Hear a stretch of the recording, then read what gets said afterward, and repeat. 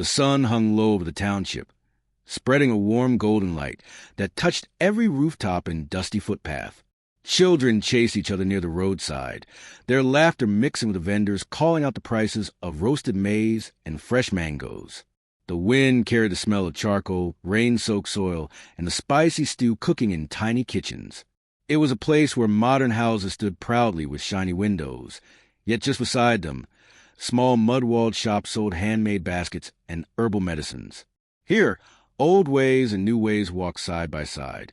Elders sat on wooden stools beneath a giant mango tree, their wrinkled hands holding prayer beads as they shared stories of ancestors.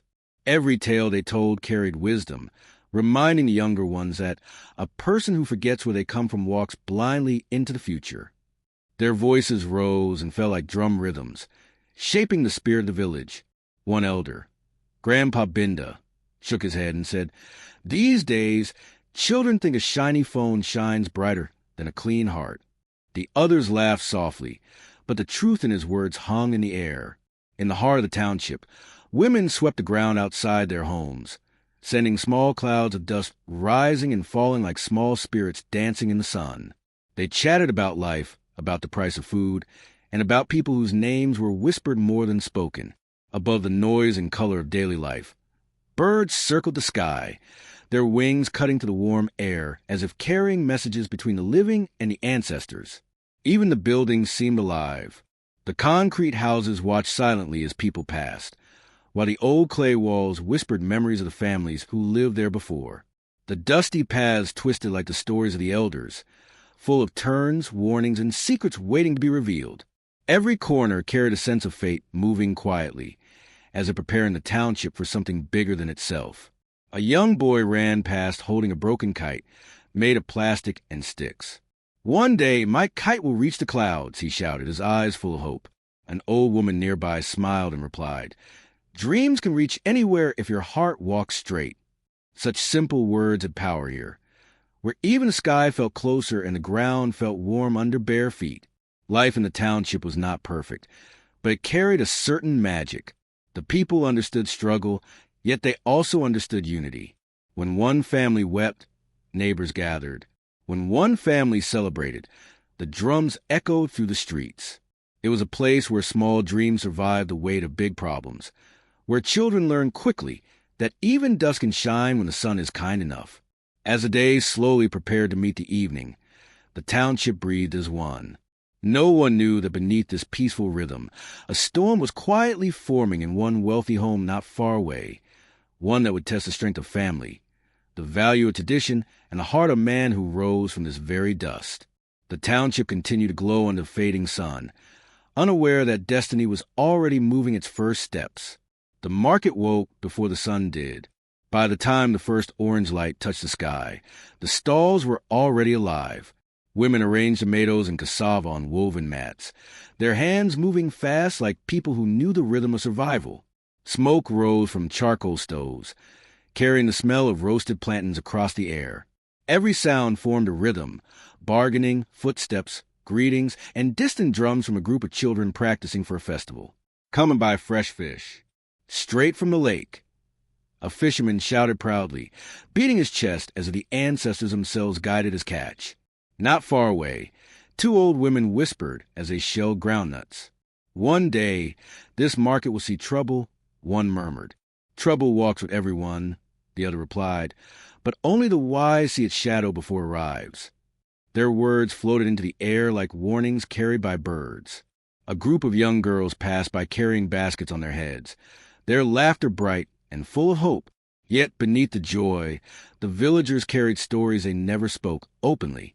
Some talked of a woman, in the big mansion, who looked down on others. Some wondered how someone could despise her own husband's family.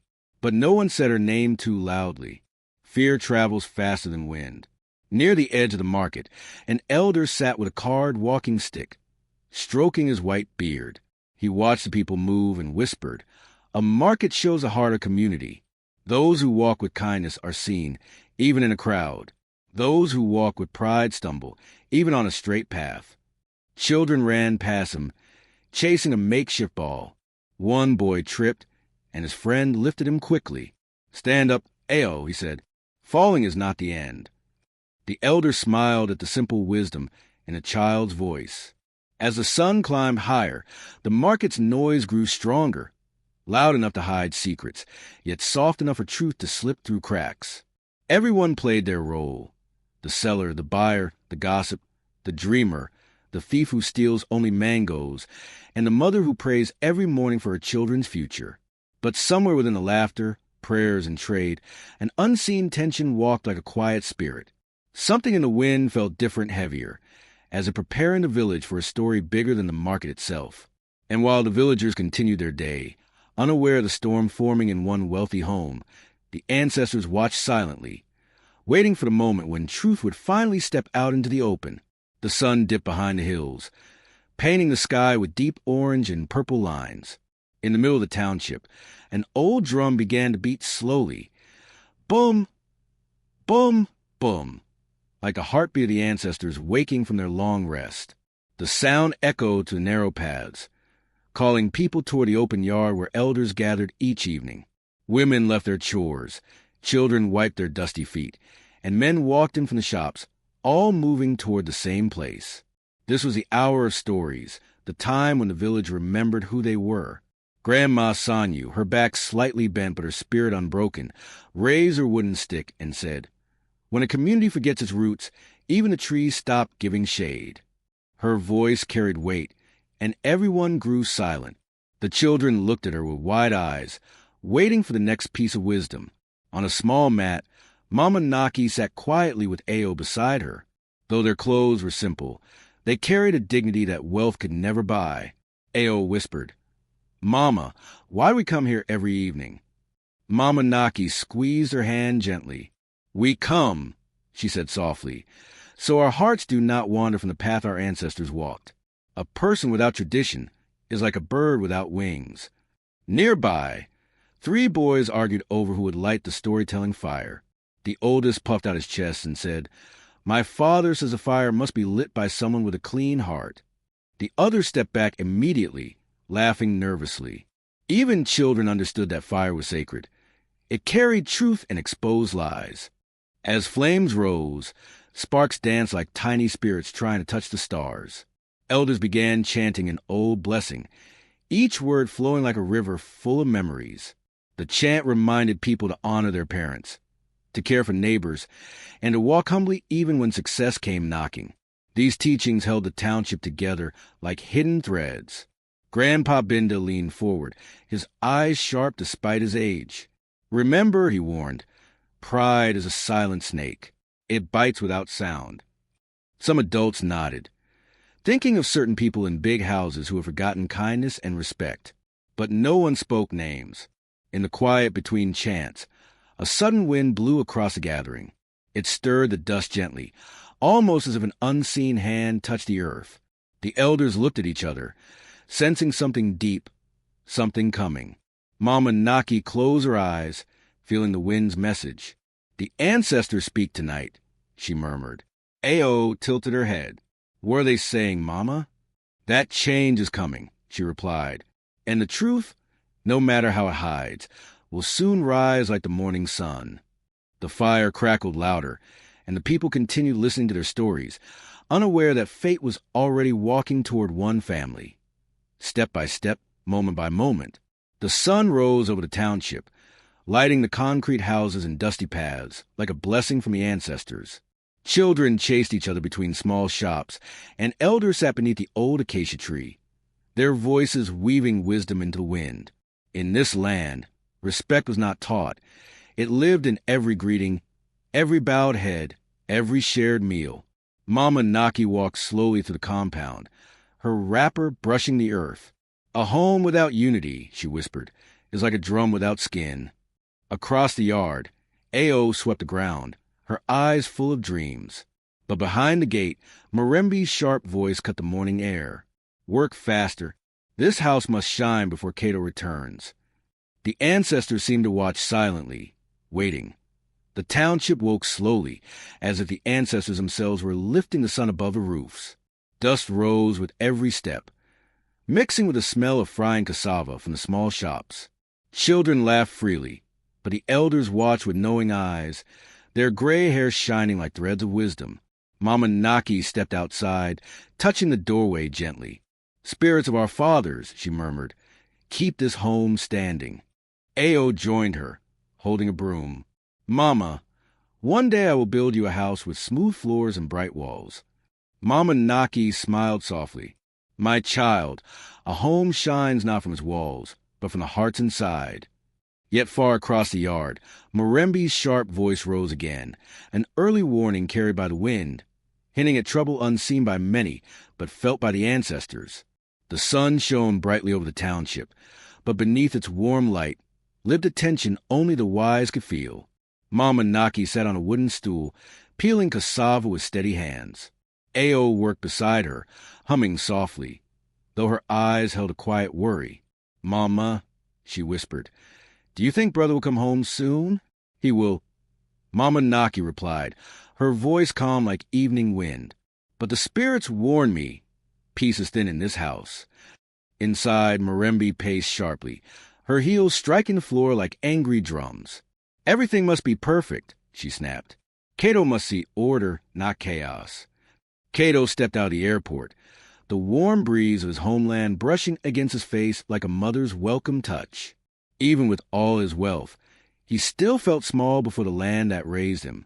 The red dust on the ground, the cries of hawkers, and the distant drums reminded him of who he truly was. As he walked toward his car, he whispered, "Father, I hope I am still walking the path you showed me."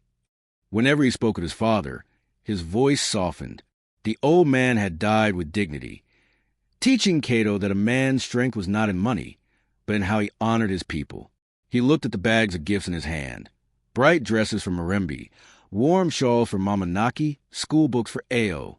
"They will smile today," he said, unaware of the storm waiting for him at home.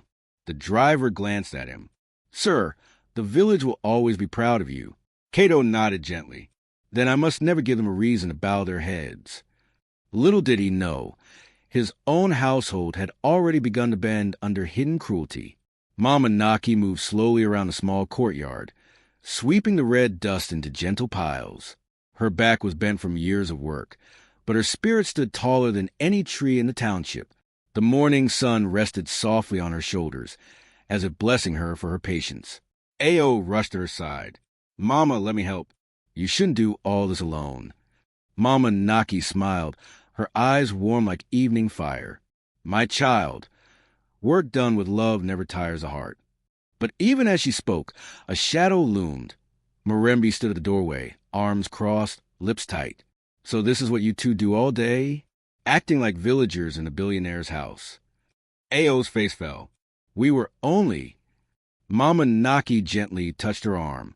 "Peace, my daughter. A river does not fight the stones in its path." Morembe scoffed and walked away, her heels striking the floor like angry drums. Ao looked up at her mother. "How do you stay calm, Mama? Don't her words hurt you?" Mama Naki gazed at the sky, where a bird circled freely. Even the eagle hears the cries of smaller birds, but it does not fall from the sky. Strength is not loud, my child. Though her voice remained soft, her heart carried the weight of the household's suffering. Every insult, every harsh command, every cold stare. Mama Naki held him quietly, like a pot that never spills though fire burns beneath it. Deep inside, she prayed, "Let my son return soon. Let truth come to light." But until then, she guarded her home the only way she knew, with quiet strength that even storms could not break. Ao sat outside the small kitchen hut, her notebook resting on her knees. The pages were worn, but every line was filled with dreams, dreams that stretched far beyond the dusty streets of the township. As the morning breeze passed, it lifted a few strands of her hair, almost as if the ancestors themselves were whispering, "Do not give up, child." She whispered to herself, "One day I will stand on big stages. I will build a school. I will make Mama proud." Mama Naki stepped out, wiping her hands on her old wrapper. "Ao, my child, you are awake so early again." Ao smiled shyly. "Mama, the sun rises early to find its path. Should I not rise early to find mine too?" Mama Naki chuckled softly, her eyes full of pride and sorrow. Your dreams are big like the sky. But remember, big dreams need strong hearts. Before Ao could reply, Mirembe's voice cut through the peaceful moment. There you are, sitting around again, writing useless things? Do you think books will cook food in this house? Ao's shoulders tightened. She closed her notebook gently, like someone protecting a fragile treasure. Mirembe, I finished all the sweeping. Mirembe waved her hand sharply. Excuses? Do you think you will ever become anything? You are just a poor girl pretending to be special. Mama Naki stepped forward, calm but firm. A child's dream is a seed. If you crush it, do not expect a harvest. Mirembe glared at her. Your wisdom stories won't fix anything here. She turned and walked away, her heels echoing like cracked thunder on the concrete floor. Ao blinked back tears. Mama, maybe she is right. Maybe my dreams are too big for someone like me. Mama Naki lifted her chin gently with her fingers. Listen to me, Ao. Even a tiny seed can grow into an irako tree. It only needs patience and a bit of rain. Ao breathed deeply, feeling strength return to her chest. I will not stop dreaming, Mama. Mama Naki nodded. Good child. The world may try to shrink you, but the ancestors push you to rise. As they walked back into the compound, Ao held her notebook close, as if it were a shield. Inside those pages lived the future, her own village of hope, far beyond the cruelty she faced today. And though she did not know it yet, the winds of change were already moving. For Cato's early return would shake the house like a storm, exposing every hidden wrong. The morning sun stretched its warm fingers across the modern African township, lighting up the blend of concrete houses and dusty paths that carried the heartbeat of the community. Children chased each other near small kiosks, women bargained at vegetable stalls, and old men sat on wooden benches telling stories from days when the world moved slower. Though the township had changed, new buildings rising, cars humming down the roads, the old traditions still stood like ancient trees refusing to fall. In one of the largest homes, a tall, white-painted house with iron gates and polished windows, two different worlds were trying to live together. Inside, Mama Naki moved quietly through the house as if her feet feared to disturb the peace that no longer existed. Her wrapper was faded from years of washing, but her eyes held the wisdom of someone who had carried her family through storms. She whispered a small prayer under her breath, asking the ancestors to keep her children safe. Ao, her young daughter, came rushing in with a basket of laundry. Her face shone with hope. Even though they lived in a house filled with wealth, she still carried the humility of the old village where they grew up. She placed the basket down gently and smiled. Mama, she said softly, the sun is strong today. It will dry the clothes fast. Mama Naki smiled, patting her daughter's hand. My child, may the sun also dry our troubles. But before the smile could settle, the sound of heels echoed sharply through the tiled hallway, each step carrying warning, each click slicing through the peaceful air. Mirembe appeared in the doorway like a storm dressed in silk. Her makeup was flawless, her clothes expensive, and her eyes cold as night water. She looked at the laundry basket with disgust and folded her arms. Why is this basket in the hallway? She snapped. Is this how you people lived in your village? Scattering things everywhere like chickens. Ao quickly bowed her head. Sorry, Sister Mirembe. I was just... Don't call me sister. Mirembe cut in sharply. I am not your age mate, and I'm tired pretending we are equal. Mama Naki stepped forward calmly. Mirembe, the girl meant no harm. She only... Mirembe raised her hand. Mama Naki, please. Do not talk as if you own this house. This is my home. Cato built this life with me, not with you. Mama Naki's eyes dimmed, but her voice stayed gentle. My son built this home for his family. You are part of it, but so are we. Mirembe scoffed and turned her back, waving her hand in dismissal. Just finish your chores, both of you, and make sure you stay out of my way today. I'm tired. As she walked off, Ao swallowed the pain rising in her chest. Mama, she whispered, why does she hate us so much? We never did anything to her. Mama Naki sighed, her voice low and filled with the weight of age-old wisdom. Some hearts become hard when they forget where they came from. A person who forgets their roots becomes like a tree without water. One day it will fall. Ao nodded, though her young heart struggled to understand why kindness was answered with cruelty. Outside the gate, the township's life continued. Laughter here, arguments there, music drifting from a shop, but the whispers traveled faster than wind. Women washing clothes by the borehole shook their heads. "That wife of Cato," one murmured. "She walks like the world belongs to her." Another woman added, "They say she treats the mother badly. But who will talk?" Wealth can silence many mouths. They were right. No one had the courage to speak. Not when Cato, the humble billionaire who had lifted half the township with jobs and donations, seemed blind to the storm inside his own home. But that day, something different was happening miles away. In a shiny office tower, Cato closed his laptop and sighed deeply. "I will go home today," he said to himself. "My mother's voice sounded tired during our last call. And Ao, that girl has dreams bigger than the sky. They need me." He didn't tell anyone, not even Reby. He picked up gifts from his desk, a necklace for his wife, a new dress for Ao, and herbal tea for Mama Naki. His heart was full of excitement, unaware of the darkness waiting back home. As he entered his car, he whispered into wind, "I hope my family is well." But the ancestors, watching from the unseen world, stirred. A truth was about to be revealed. A hidden pain was about to rise like smoke. And Cato's early return would begin a story the township would whisper about for years. The township carried its usual rhythm that afternoon. Cars passing slowly on the dusty road, shopkeepers calling out prices, and elders gathered under the tall mango tree, debating the old days when respect walked hand in hand with youth.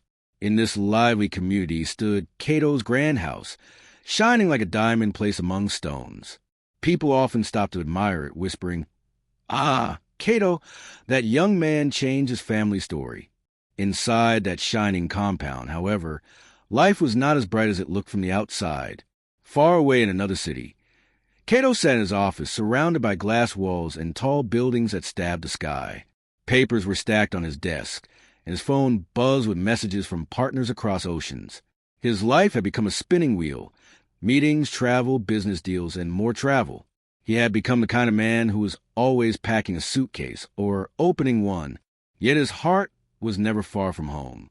As he looked at a framed picture of his mother and younger sister, a soft sadness crossed his face. "I wish I could be with them more," he whispered to himself. But the world does not give wealth freely. A man must work hard to protect what he has built. His assistant knocked gently. "Sir, your flight for tomorrow morning is confirmed. The investors in Nairobi are expecting you." Cato nodded slowly. "Thank you." But his voice lacked the usual strength. He leaned back in his chair, thinking of Mama Naki's warm laughter, the way she always blessed him before each journey. He remembered Ao's bright eyes, filled with dreams bigger than the township. She always told him, "Brother, one day I will be a doctor. I will help our people." And he believed her. But thoughts of Reby crept in, unsettling him. She loved the rich life he brought, yes, but she had changed. Her tongue had become sharp, her pride like a shadow that covered the home. Still, Cato tried to tell himself she only felt stressed. He refused to see the darkness she had behind her. He sighed deeply and picked up the gifts he had bought earlier, a golden bracelet from Reby, a soft shawl for Mama Naki, and new shoes for Ao. "My family will be happy," he said softly. "I must go home soon." While Cato's heart was warm with love, back home the atmosphere was turning cold. In the courtyard, Mama Naki bent over a basin washing clothes with her hands. Even though the house had a washing machine, Reby had told her, "Your village hands may spoil the machine. Better to wash as you people know how." Ao stood beside her, rinsing the clothes quietly. Suddenly, Reby walked out in high heels that clicked like angry drums. "You too," she said sharply. "Make sure the house is clean before evening. I'm hosting visitors. I cannot have them thinking I live with villagers." Ao lowered her gaze. "Yes, Reby." Mama Naki simply nodded, though her heart tightened. She thought of her late husband, a man who taught her that a daughter-in-law is also a daughter. She wondered what had gone wrong. As Murembe strutted away, Ao whispered, "Mama, if brother were here, would she speak like this?" Mama Naki wiped sweat from her forehead and whispered back, "A snake knows when to hide under the grass." The township watched all this silently. Some neighbors murmured behind their hands, that wife of Cato, her pride is becoming dangerous." But no one dared interfere. Wealth can turn even kind people into cowards. Back in his office, Cato checked his watch. A sudden feeling pulled at his heart like a hand from the ancestors. He stood up. "Cancel the meeting," he told his assistant. "Sir, but the investors." "They will wait. I need to go home. My spirit is calling me." He didn't know why he felt the weight so strongly, but in African wisdom, when a man's spirit speaks, he listens. He grabbed the gifts, picked up his suitcase, and stepped out of the office with a determination he had not felt in months. As he walked to his car, the sky darkened slightly, as if the heavens themselves were preparing for a truth that had long been hidden. A storm was coming, not of rain, but of revelation. Cato was finally going home, and fate had already begun to stir the dust on the path ahead. The afternoon sun hung low, casting long shadows across Cato's compound. Shadows that seemed to whisper secrets no one dared to speak. From outside, the house looked peaceful, almost royal. But as the elders say, a calabash may shine on the outside while rot grows within. Inside, Mama Naki stood in the kitchen, stirring a pot of beans over the gas stove. Her hands were slow, tired. Her back ached from hours of work she never complained about. She hummed an old lullaby, one her mother had taught her, hoping it would ease the heaviness in her chest. Ao rushed in, holding a small basket of vegetables. "Mama, I've washed everything," she said softly. Before Mama Naki could reply, sharp footsteps echoed through the hallway like a warning drum. Murembe appeared at the doorway, dressed in a silk dress that shimmered like water. Her eyes held beauty, yes, but beauty can hide thorns sharper than a porcupine's. She folded her arms. "Is this how slow you work? My friends will be here in 2 hours. 2. And the house still smells like village food." Mama Naki lowered her gaze. "My daughter, beans are the food your husband asked me to prepare." "Don't call me your daughter," Murembe snapped, her voice slicing the air. "I am not from your mud huts." Ao flinched. "Murembe, Mama didn't mean—" "Silence," Murembe barked, pointing at the girl. "Your voice irritates me. Go scrub the living room floor again. I want it shining like Cato's reputation." Ao clenched her lips and walked out quietly, holding back tears. She knew crying only made things worse. Murembe turned back to Mama Naki. "And you, why is that pot so small? Do you expect my visitors to lick their plates clean like starving goats?" Mama Naki's voice trembled. "I used what we had, child. You did not leave money for shopping." Murembe's laugh was cold and cruel. "Did I ask for excuses? Use your own money then. Or maybe sell one of those old wrappers you keep like treasures." Mama Naki felt the words strike her heart, but she bowed her head. In her culture, an elder bends not because she is weak, but because she understands peace is more valuable than pride. As Mama Naki returned to cooking, Murembe walked away, grumbling loud enough for them to hear. Useless villagers. Cato brought them to a mansion, and still it behaved like they lived under banana leaves. Outside the window, 2 neighborhood women passed by, balancing baskets on their heads. They paused, listening to the muffled shouting. One whispered, "That woman, her heart is darker than a night without moon." The other sighed, "But who will speak? She is the wife of a billionaire."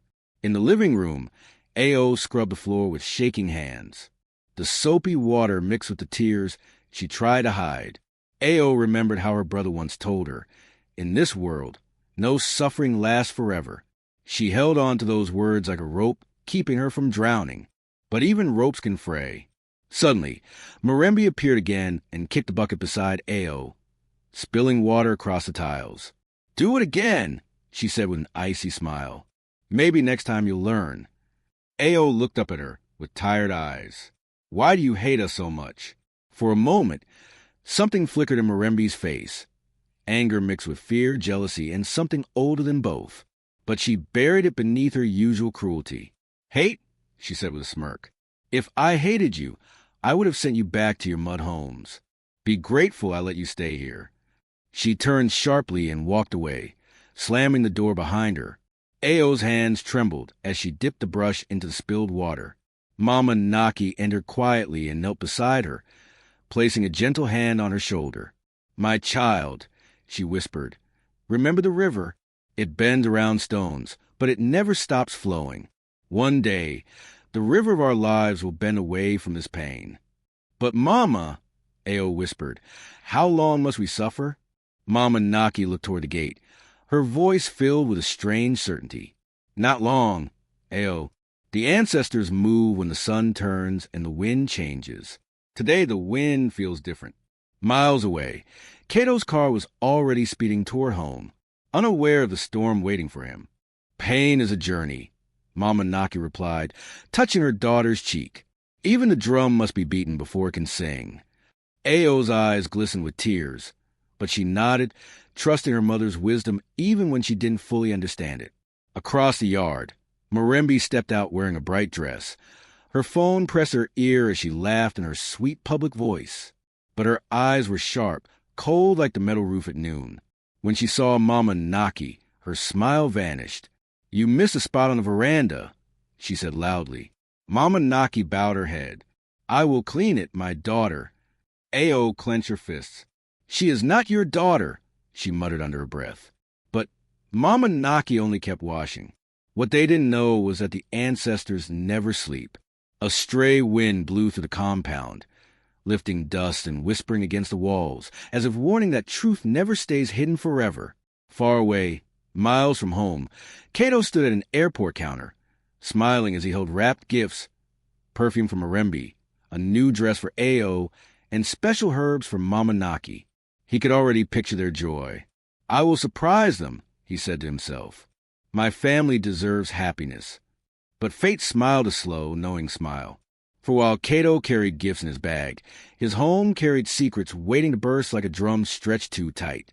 And somewhere between the dust and the wind, the ancestors whispered, a mother's pain cannot stay buried forever. One day, the earth will speak. The morning sky glowed like polished copper as Kato stepped out of the tall glass building where he had just finished a week of meetings. Workers bowed respectfully as he passed, calling out his name with pride. Though he owned companies across the country, he still walked with the humility of a boy raised on dusty paths and ancestral wisdom. His late father always said, a man who forgets home loses the road to his future. Kato never forgot. He opened the back seat of his car and gently placed the colorful shopping bags inside. One held a gold shawl Marembe had admired. Another carried school shoes for Ao, and the third, wrapped with care, contained herbal medicine his mother loved. He smiled softly, imagining Mama Naki's eyes lighting up. I will surprise them today, he said to himself. Work can wait. Family cannot. The driver looked back through the mirror. Sir, you're going home? It is not on the schedule. Kato chuckled. The heart does not follow schedules, my friend. Let us go. As the car pulled onto Main Road, the wind brushed against the window like an old spirit whispering a warning. Back in the township, people moved about with their usual rhythm. Women bargaining at market stalls, old men playing bow under a mango tree, children running barefoot across the dusty paths. It looked peaceful at a glance, but the air carried unspoken tension, the kind only the wise could feel. Marembe has changed, the market women often whispered. She sharpens her tongue on Kato's family when he is away. But who can tell him? Another woman would sigh. She is rich now. Her shadow is long. Their words floated like dry leaves, heard by all, spoken by none. Meanwhile, inside the compound, Mama Naki wiped sweat from her forehead as she scrubbed the veranda stones. Her fingers were raw, but she worked quietly, humming an old lullaby. Ao came out with a bowl of water. Mama, rest a little, she said gently. But before Mama Naki could answer, Mirembe's voice cut through the air like a blade. Ayo, did I tell you to help her? She can finish her work alone. Ayo lowered her eyes. No excuses, Mirembe snapped. Go iron my dress. I have a meeting. Mama Naki touched Ayo's arm softly. Do as she says, child. The ancestors see everything. Ayo walked away with slow steps, her heart burning with helpless anger. As Mirembe strutted back inside, dust rose behind her like a small cloud, almost as if the earth itself protested her cruelty. Far down the road, Cato's car passed the old mango tree and the tailor's shop. People waved, surprised to see him back so soon. Cato, an elder called. The son of Naki returns. Cato laughed and greeted everyone with warm respect, unaware of the storm waiting at home. The ancestor stirred again, rattling a loose tin roof nearby. It was as if the spirits tried to warn him. What you believe is peace may be hiding around. He placed a hand on his chest, feeling an odd heaviness, but he brushed it aside. I cannot wait to see my family, he said softly. As the car turned into his compound, the dust settled slowly, like a curtain preparing to reveal a truth long hidden. And in that moment, Cato felt it. Something was wrong. Not seen, not heard, but sensed deep within, like a drumbeat under the ground waiting to rise. The ancestors had begun their work.